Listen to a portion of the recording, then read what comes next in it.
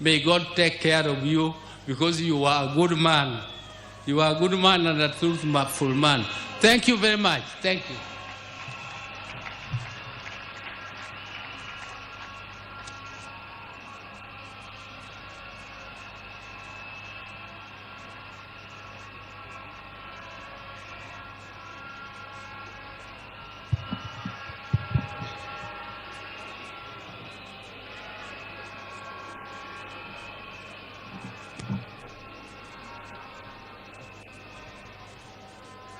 Now, I want to take this opportunity to call the spouse of Raila Odinga. She became more or less a widow when Raila was detained. At that time, Raila was only 37 years old. And this lady was younger than that. And some of you are so hot, you could not have.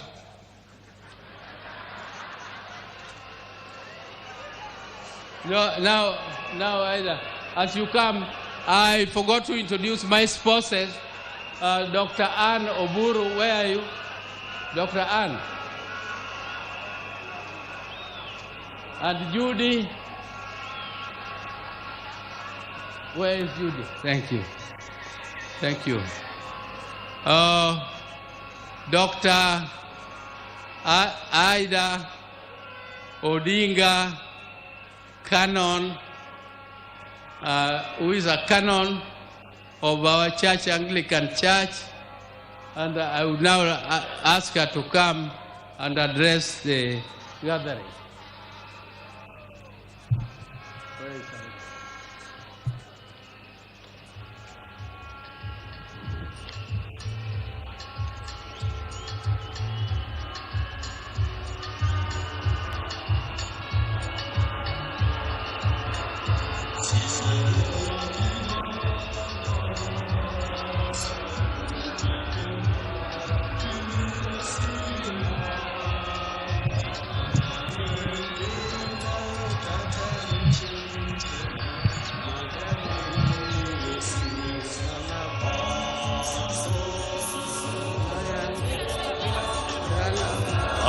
Sayun timbe mag bini osa katalwen gergan kataricho butona magawe yoni Yesu emsalaba.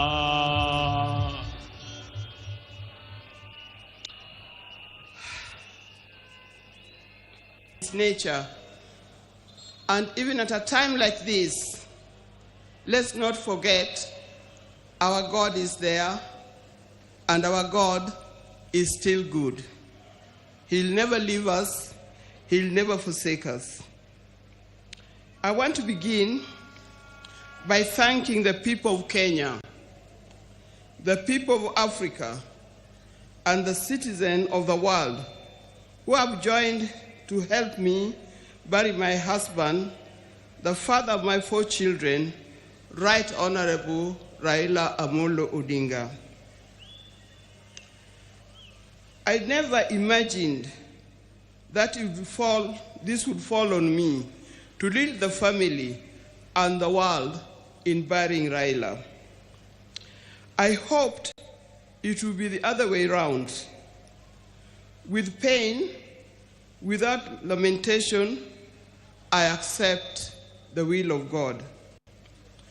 I want to thank the President of the Republic of Kenya, His Excellency, Dr. William Samoei Ruto, and the government for going out to accord my husband, our father, Right Honorable Raila Odinga, such a dignified send-off. Indeed, in this part of the world, we've never seen something like this. We've never seen a dignified send-off like what we see here in BONDO. Mr. President, thank you very much for according Raila this kind of send-off. Mr. President, my family is grateful to you for being a man of his word and a man who stands with friends after committing yourself to do so. Thank you. I want to thank the leaders of Kenya. I was looking around and said, whose name do I mention? But all of you have been very close to Raila. When I look back, I see people who are very close to Raila as friends and colleagues in the life of Kenya. I want to thank specifically former President Uhuru Kenyatta. He's a true friend. He stood by us.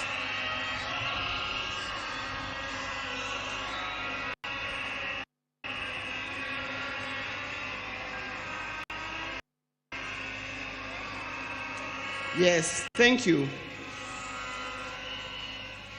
I want to thank once again of leaders from Kenya and across the world who have taken their time to mourn with us and to mourn with the family. And for this kind thought, you have spared your time to be here today. I know there are many, many leaders from other parts of Africa. His best friend, Papa Olusegun Obasanjo. Thank you very much for being here. Thank you very much. He comes from Nigeria, for those of you who can remember. And if you remember, after Jaramogi's death, he was here and opened the museum. I would also want to thank Her Excellency, Mrs. Morgan Shangarai from Zimbabwe. Thank you very much for being with us. I know there are many others, and I'm going to write special letter to all others when the time comes, because I'm not able to mention them by word.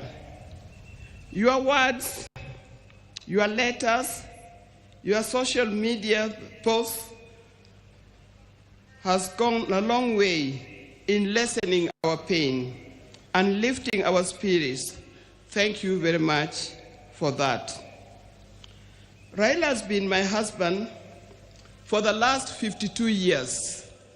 Many of you who are here are younger than 52 years. You could easily have been our children. Like all the couples and families, we also had our ups and downs. But we've learned one thing, and that is we must talk straight to one another. We must forgive and move on. Now, juggling the family life and public lives exert extreme pressure and demands on us from time to time. I know most of the time we used to say Raila is more of public life, political life, than he is for family life. But every time he came, he gave us what we deserved. I remember he attends to each one of us individually according to our needs. And that is not only his children and grandchildren, but also to his brothers and sisters.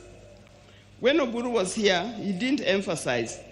But I think the next person, after loving me, the other person that he loves, leave alone his children, is Dr. Buru. Raila would not do anything without consulting with Dr. Buru. And if you wanted to know more, and you wanted to get to know what he's going to do, if you are clever, you talk to Dr. Buru first to talk to him, so that he softened the way you to talk to him.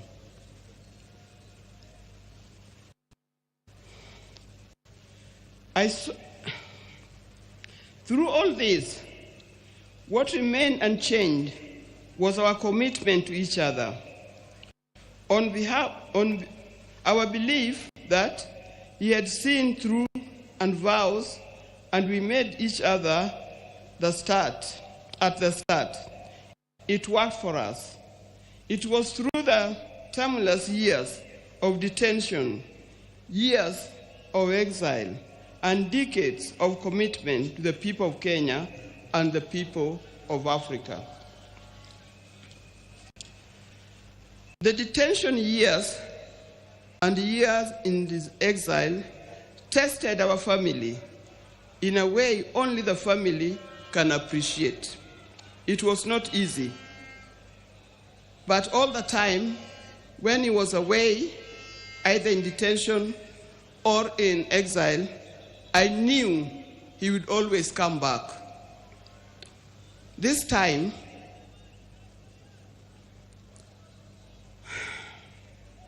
I'll have to join him wherever he has gone, because he'll never come back.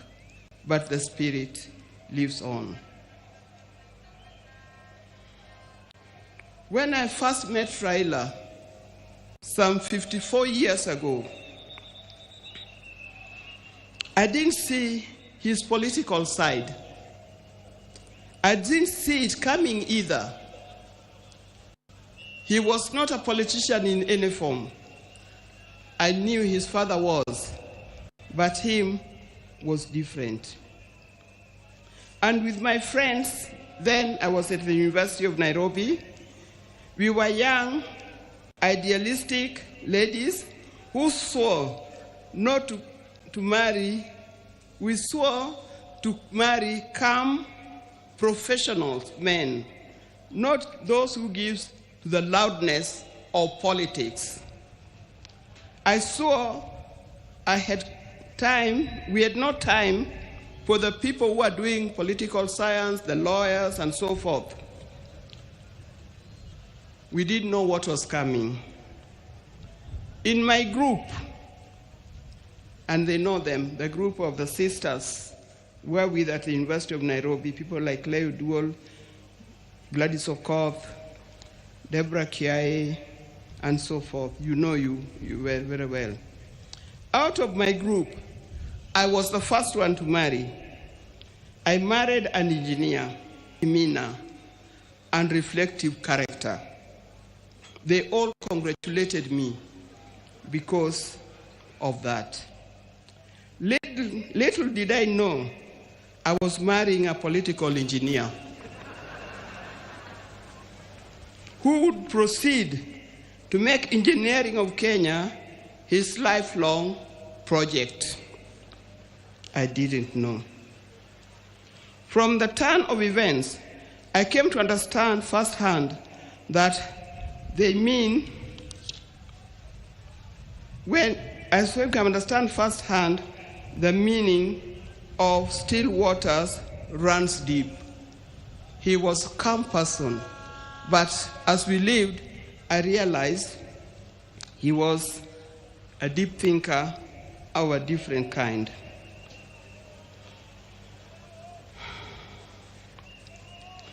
From this turn of events, I come to understand firsthand that Raila was not just an ordinary engineer, but a political engineer. I evolved, adapted, and handled challenges that came my way, courtesy of being Raila Odinga's wife. And those challenges were many. I know if you are to ask the spouses of these politicians down here, they'll tell you the challenges are many and not easy to cope with. I learned that if you're a spouse or politician, inherit his friends, but don't inherit his enemies. Why do I say this? Because you'll be standing there You'll be sitting there at home thinking so-and-so is an enemy of my friend, my husband, because he belongs to a different political party or he comes from a different area. I tell you, you will be wrong. Don't inherit in his enemies, because tomorrow you'll find that those people that you thought were his enemies are his best friends, and you'll be left out. Be careful when you are handling his friends. Inherit his friends, but his enemies, let him deal with them the way he made them.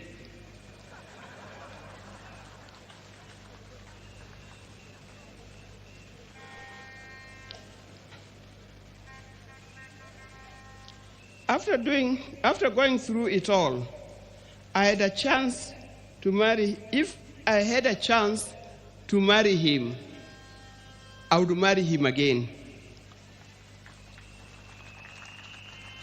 I would be happy to do it. But this time, I would marry him knowing I'm marrying a politician, not just an engineer only.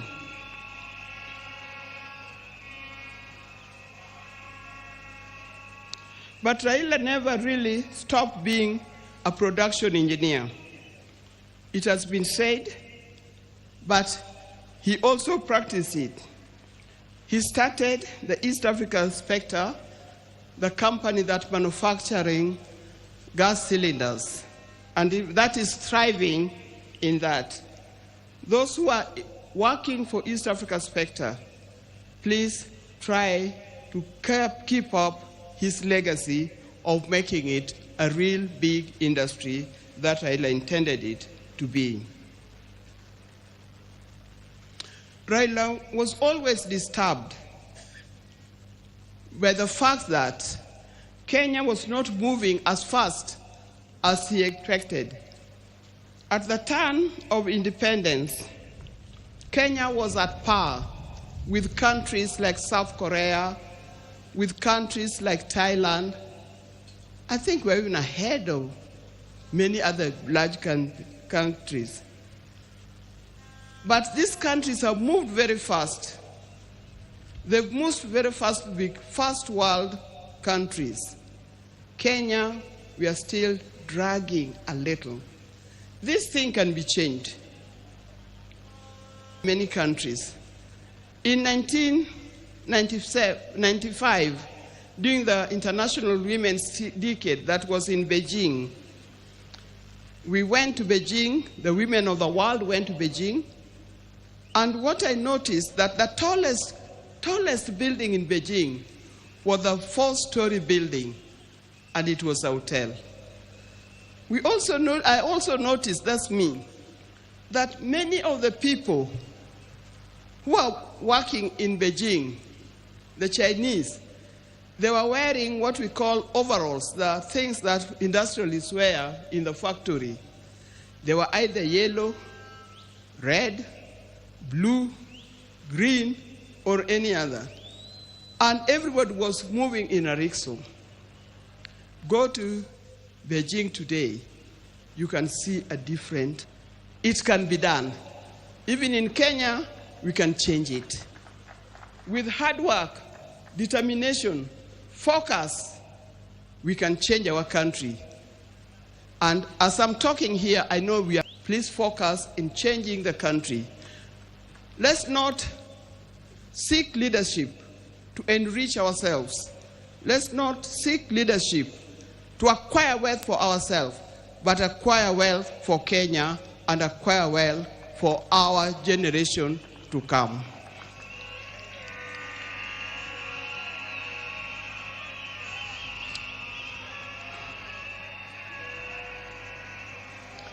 In the name of Raila, I appeal that we focus on national wealth instead of personal wealth.